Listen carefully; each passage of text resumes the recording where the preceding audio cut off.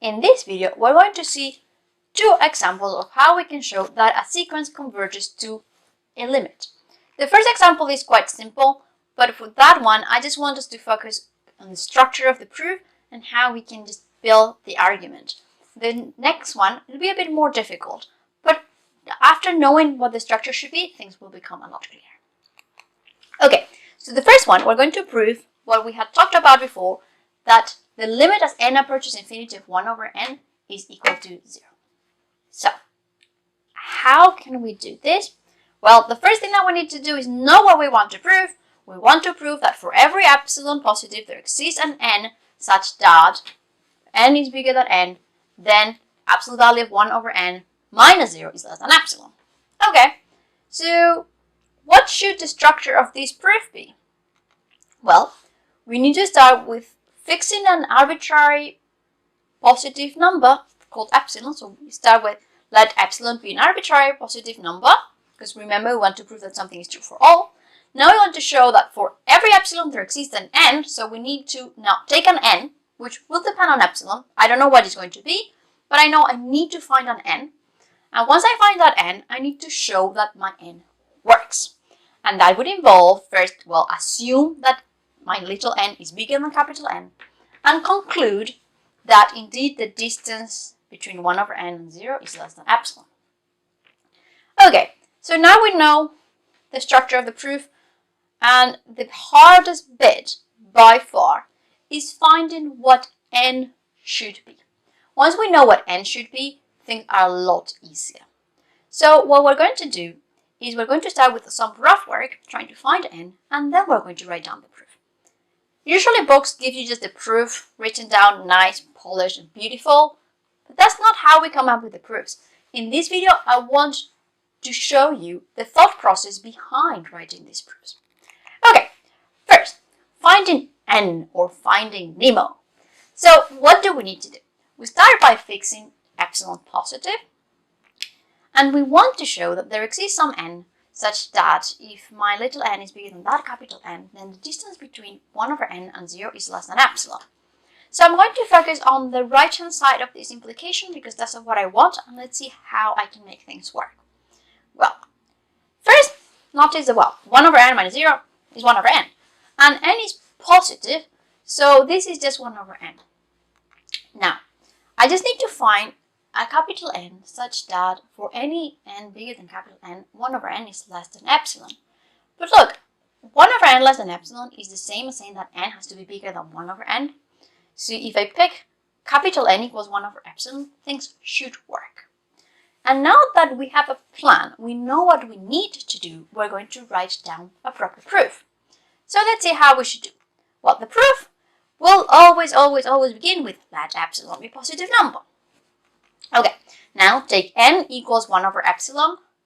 It's not just divine inspiration. We did the hard work behind the scenes and we now know that that's what we need. And then, well, assume that n is bigger than capital N.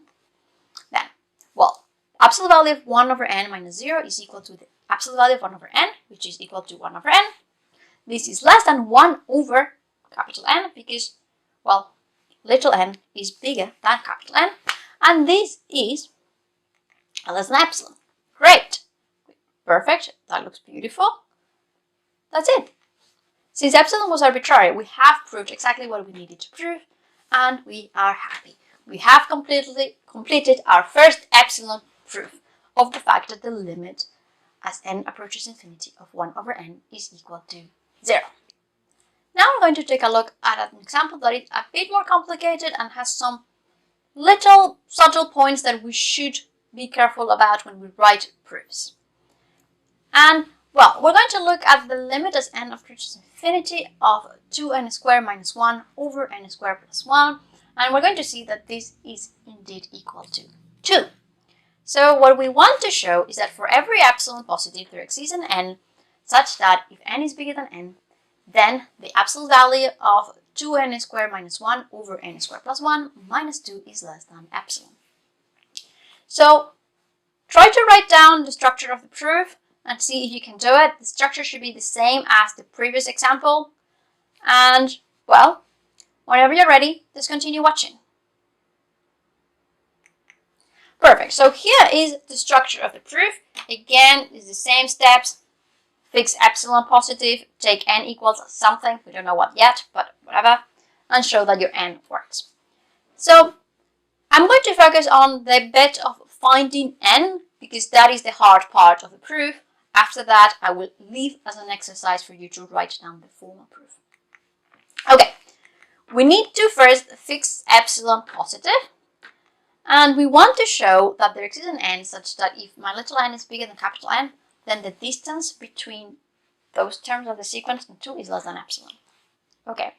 Again, we're going to start from the right-hand side of the implication, from the bit that I want, and see how can I get what I want. Okay, so notice that here we have that if I take a common denominator, I can just put all these things, into 1. So we end up that this absolute value here that we started with is just equal to 3 over n squared plus 1. Plain and simple. Okay, and now if I manage to make that quantity less than epsilon, I'll be very happy. So what we need to find is an n such that for any n bigger than that, 3 over 1 plus n squared is less than epsilon. But this is the same after some massaging of the expression. This is the same as saying that n squared has to be greater than 3 over epsilon minus 1. And now my question is, can I just take square roots and be happy? Well, not quite, right? Because this is only allowed if I know that the thing inside the square root is not negative. Okay, so then what should we do? Well, if the thing inside the square root is not negative, I take square root. Brilliant, I'm happy. Now, what happens if 3 over epsilon minus 1 is negative? Well, n squared is always positive, so this is always going to be true when we have that n squared is greater than some negative number. So we don't need to worry about that, and any n would work. So what we're going to do is that we're going to take n to be the square root of 3 over epsilon minus 1 when I know that that quantity is non-negative, and n equals to 1 when that quantity is negative, but I could pick anything. I could pick 5, 15, a million. It's up to me to decide. So now that we have a candidate for our n, I will leave it as an exercise for you to write down a formal proof following the structure that we already discussed.